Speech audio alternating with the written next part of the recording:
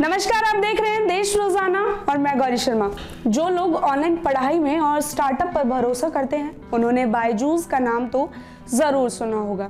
बायजूस आज हम आपको देश के सबसे वैल्यूएबल स्टार्टअप बायजू के बारे में बताएंगे। साल 2011 में रविंदर ने अपने भाई रिजू रविंदर और अपनी पत्नी दिव्या गोकलनाथ के साथ मिलकर स्टार्टअप की शुरुआत की। बायजू भारत का पहला यूनिकॉर्न एजुकेटर स्टार्टअप है और एशिया का एकमात्र ऐसा सेटअप है जिसे मार्क जुकरबर्ग और उनकी पत्नी की संस्था से वित्त पोषण मिला है। साल 2020 जनवरी के मुताबिक बायजू का वैल्यूएशन 8.3 बिलियन डॉलर यानी भारतीय रुपए के हिसाब से लगभग 59,000 करोड़ है।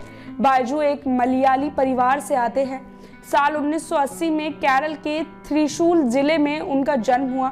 उनके पिताजी रिटायर्ड गवर्नमेंट टीचर हैं और उनकी मां भी गणित की जानी मानी शिक्षिका है। बायजू ने सरकारी कॉलेज से मैकेनिकल इंजीनियरिंग की शिक्षा हासिल की। उन्होंने कैट की परीक्षा में 100% हासिल किया था। इस उपलब्धि में के बाद उनके पास कई ऑफर भी थे, लेकिन उन्होंने सभी ऑफर ठुकरा दिए। वह गणित के सवालों को झटके से हल कर देते थे। शुरू में उन्होंने कुछ बच्चों को अपने घर की बालकनी में ही पढ़ाना शुरू किया, लेकिन उन्होंने अपनी नौकरी छोड़ी और बच्चों को पढ़ाना शुरू कर दिया। पहले तो वह बच्चों को निःशुल्क पढ़ाते थे, फिर उन्होंने अपने भाई और पत्नी के साथ मिलकर बायजूस द लर्निंग ऐप की शुरुआत की। वे कक्षा 6 से 12वीं तक के स्टूडेंट्स को पढ़ाने लगे। 40 लाख से ज्यादा उनके सब्सक्राइबर हुए, जिसमें से 1.5 लाख से ज्यादा भुगतान करने वाले सब्सक्राइबर थे। लेकिन कोरोना के बाद यानी साल 2022 से लोगों को ऑनलाइन शिक्षा देने वाली यह कंपनी लगातार सवालों को घेरे आ रही है।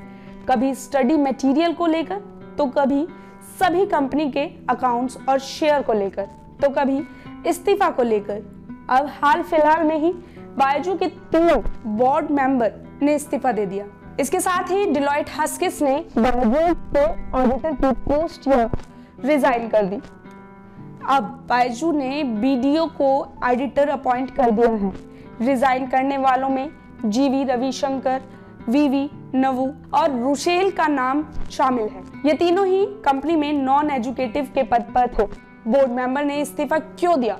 इसके पीछे की वजह यह बताई जा रही है कि पिछले साल से कंपनी चलाने के तरीकों पर संस्थापक और बोर्ड में मतभेद चल रहे थे। वहीं बायजू रविंद्रन के करदाताओं के मैनेजमेंट से भी मतभेद चल रहे हैं। अंदर खाने खबरें ऐसी भी आ रही हैं कि बायजू रविंद्रन बोर्ड के मेंबर और निवेशकों की बात को नहीं सुनते हैं। कंपनी चलाने में भी कोई पारदर्शिता नहीं बरतते जाते हैं। एक दूसरे पर भरोसा खत्म होता जा रहा है और यही कारण है कि परिवार के लोगों को बाकी सभी लोगों ने कंपनी से अलविदा करने का सोच लिया है।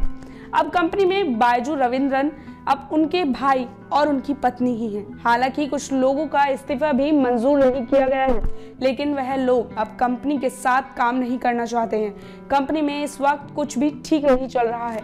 कंपनी का अमेरिका के निवेशकों से भी मतभेद चल रहा है। कंपनी लगातार आर्थिक संकट से गुजर रही है। इन सब को देखकर तो यही लग रहा है कि धीरे धीरे देश में बड़ी स्टार्टअप कंपनी खस्ता हाल में नजर आ रही है। तो क्या आने वाले वक्त में इस पर ताला लग जाएगा? सवाल तो कई उठे हैं जिनका जवाब शायद आने वाले दिनों में हो पाएगा। तो आज के लिए इतना ही। कल फिर होगी मुलाकात कुछ खास और बड़ी खबर के साथ। देखते रहिए देश रोजाना। नमस्कार। हमारे साथ जुड़े रहने के लिए देखते रहिए देश रोजाना का YouTube चैनल सब्सक्राइब कीजिए। साथ ही देश रोजाना की खबरें सबसे पहले देखने के लिए प्रेस कीजिए बेल आइकन।